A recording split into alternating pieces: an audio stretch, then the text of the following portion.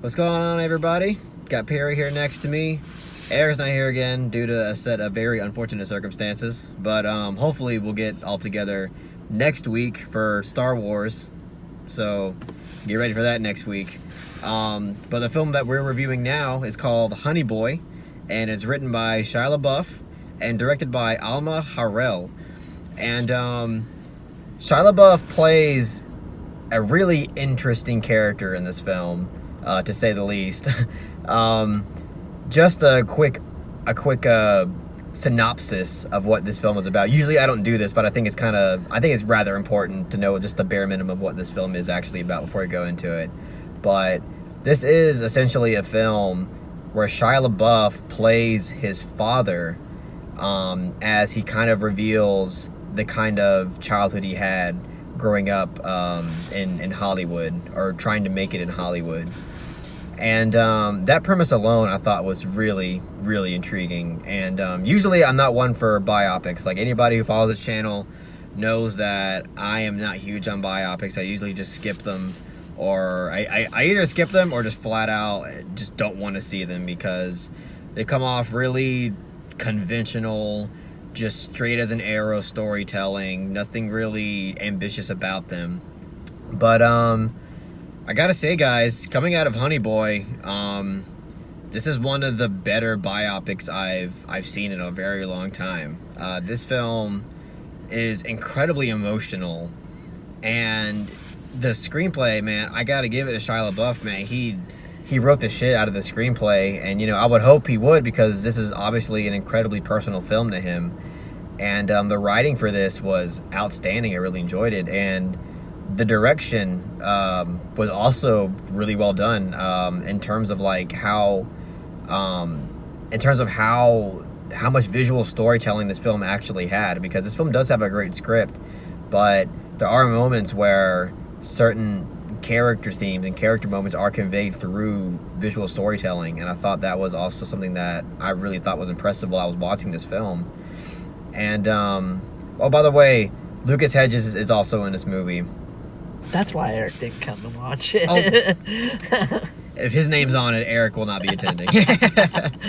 I gotta say, like, I'm not one of those Lucas Hedges haters or anything like that, but I don't think he's like a phenomenal actor or anything. I think he's pretty good, but that's as far as I'll go. And I think in this movie, I thought he did fine, honestly. I will say it was kind of hard to get into a little bit here and there, especially like in the beginning of it. But I think as the film progressed, I started really taking to his performance and his character. And I thought for the scenes that really required him to really bring it home, I thought he did just enough to where it didn't really take me out of the film or anything. But yeah, with all that being said, I really enjoyed myself watching this film. I thought it was a really creative biopic, and a really touching and really emotional and down-to-earth biopic too. And I think it's really big for Shia LaBeouf to come out and really tell his story in this way, really honest story. And yeah, I really enjoyed it. Yeah, I thought it was really good too. Definitely one of the better films I've seen this year.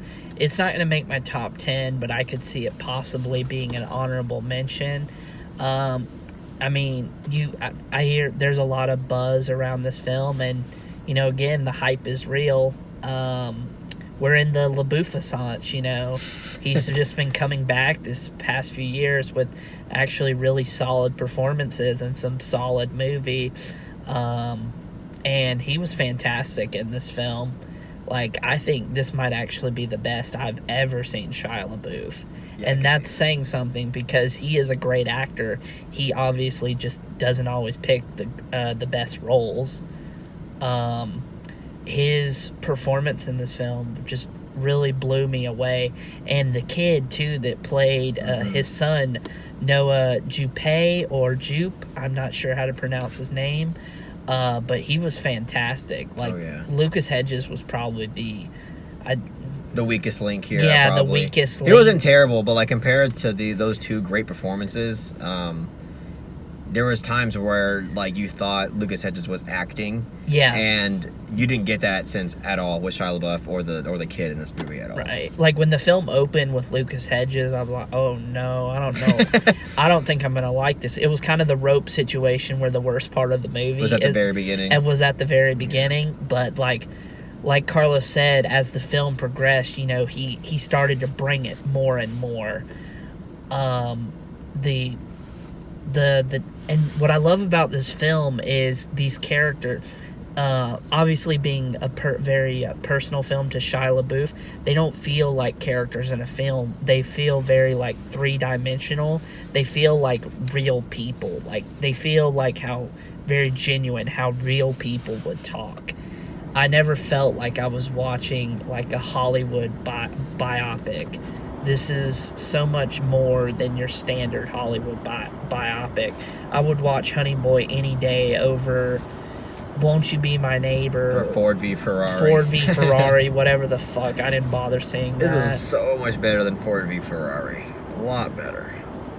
And it shocked me that this film actually had some great visual storytelling where there was practically like no dialogue, but just the mannerisms of the actors told you everything you needed to know. Told you how they thought, how they, you know, just how they felt in certain scenes. Like it really, this film really shocked me. Yeah, I agree. Again, like I went into this film not having I didn't go into this film thinking it was going to be a masterpiece or anything, but I went into it expecting a good film, and I got a great film. Like I got a film that I was really like, wow, that really moved me in a way, and I was really impressed by it. And yeah, like again, like Shia LaBeouf, man, his every second that he's on screen, it's really engaging. Yeah, like because the way that the movie is like, you have Lucas Hedges who plays like the future Shia LaBeouf. Well, not the future Shia LaBeouf, but like more or less the current Shia LaBeouf. Like the Shia LaBeouf of like maybe like 8 years ago or whatever. And then it goes back and forth between, you know, him now and then his childhood experience. And the childhood experience stuff was just so much more captivating and engaging than the actual like Lucas Hedges part of like him in the future. Not saying that it was bad. I don't think it was bad or anything. But like if I'm just comparing, you know, the quality of both, you know, aspects of it, it's just whenever it would go back to his whole childhood experience, it was just much more riveting to watch, and it was much more intriguing. And yeah, like just there's so much emotion dripping out of it too. Like this, you really feel, you know, what he's going through in this film, and you just can't help but just like think back on it and just like, because I know like there was times where like people were judging the shit out of Shia LaBeouf, like they were really like going hard on him for like certain because of his actions and certain things, like really like judging him and saying, oh, he's one of those, you know, child stars that, you know, just went crazy.